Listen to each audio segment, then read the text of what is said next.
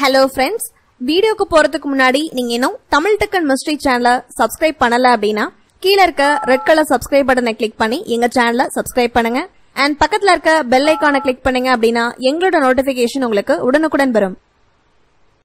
3 மாதங்களுக்கு முன்பு காணாமல் போன காஞ்சிபுரம் சிறுமி ஹரிணி இன்று திருப்பூரில் மீட்கப்பட்டுள்ளார். இவர் அமைச்சரின் மகளோ பெரிய அதிகாரியின் மகளோ இல்லை. ஆனாலும் இவரின் மீட்பை உணர்ச்சி பொங்க பலரும் சமூக வலைதளங்களில் கொண்டாடுகிறார்கள். மனிதம் இன்னும் உயிர்ப்புடன் இருப்பதற்கான சாட்சியாக ஹரிணியின் மீட்பை நாம் பார்க்கலாம். நாடோடி சமூகத்தைச் சேர்ந்த வெங்கடேசன் காளியம்மாள் தம்பதியரின் 3 வயது மகள்தான் ஹரிணி. காஞ்சிபுரம் மானாமதியில் அணைக்கட்டு காவல் நிலையம் அருகே இவர்கள் வசித்து வந்தார்கள். 3 மாதங்களுக்கு முன்பு ஒரு நாள் திடீரென ஹரிணியை காணவில்லை. வழக்கமாக இதுபோல ஆதரவற்றவர்களின் குழந்தைகள் காணாமல் போவதை இந்த சமூகம் பொருட்படுத்துவது கொஞ்சம் சிரமம்தான்.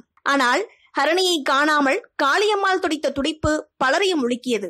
என் மகள் கிடைக்கும் வரை நான் சாப்பிட மாட்டேன், இந்த இடத்தை விட்டு நகர மாட்டேன் என அணைக்கட்டு காவல் நிலையம் அருகே சத்தியாகிரகம் நடத்தினார் காளியம்மாள். காளியம்மாளின் இந்த பாச போராட்டம் குழந்தைகளுக்கான அமைப்பு நடத்தி வரும் லதா ரஜினிகாந்தை உலுக்கியது.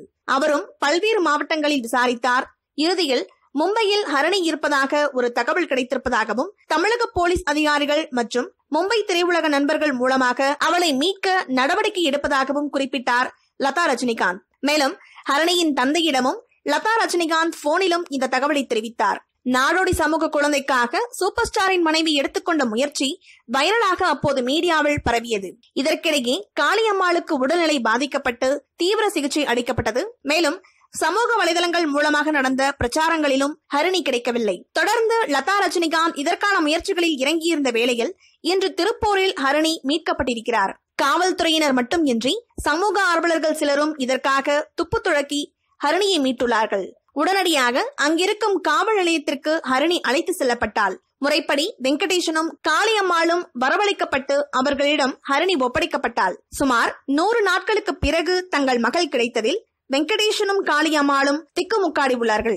மேலும் ஹரிணியின் மீட்பை சமூக வலைதளங்களில் பலரும் கொண்டாடி வரும் வேளையில் அவளை மீட்க துணை நின்றவர்களுக்கு பாராட்டுகளும் குவிந்து வருகின்றன.